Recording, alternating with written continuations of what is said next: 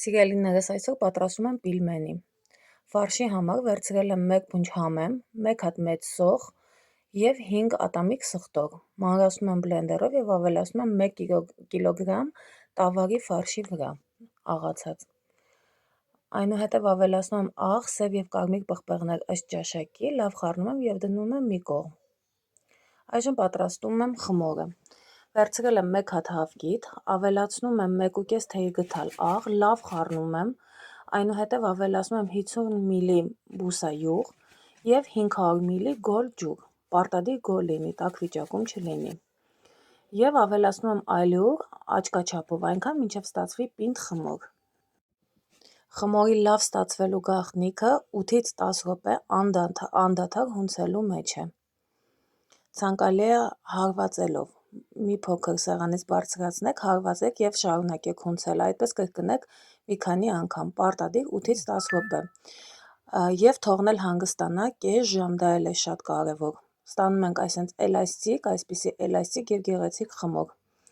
Կրտնակի օգնությամբ բացում եմ խմորը ֆորմայի չափով, երկու տարբերակով եմ պատրաստելու։ Այսպես դնում եմ ֆորմայի վրա, այնուհետև վրան դնում եմ մսագնդիկները և ծածկում եմ երկրորդ խմորով։ Այսպես սեղմում ենք, որպեսզի օդը դուրս գա և կրտնակի օգնությամբ ստանում ենք ֆորման։ Շատ հաջողված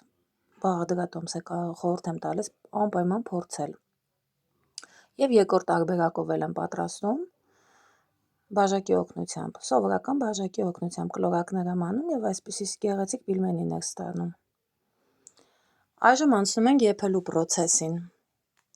Կաթսայի կիսով չափ ջուր եմ եռացնում, եռալուց հետո ավելացնում եմ աղ ըստ ճաշակի, 2 հատ լավրովի լիստ և հատիկավոր պղպեղ, մոտ 10 հատիկ։ Լավ եռալուց հետո ավելացնում եմ պիլմենիները, այսպես պարտադիր ջուրը խառնելով պետք է ավելացնենք, որպեսզի տակը չկպնի։ Մի քանի վայրկյան ևս պետք է խառնել, մինչ մի փոքր եռ գալը, որպեսզի չկպնի տակը։ Եվ այսպես ստուգում ենք եփվել է թե չէ, եփում է կես ժամի 30-ից 35 րոպե։ Շատ համեղ, գեղեցիկ պիլմենիներ են ստացվում, բարի ախորժակ։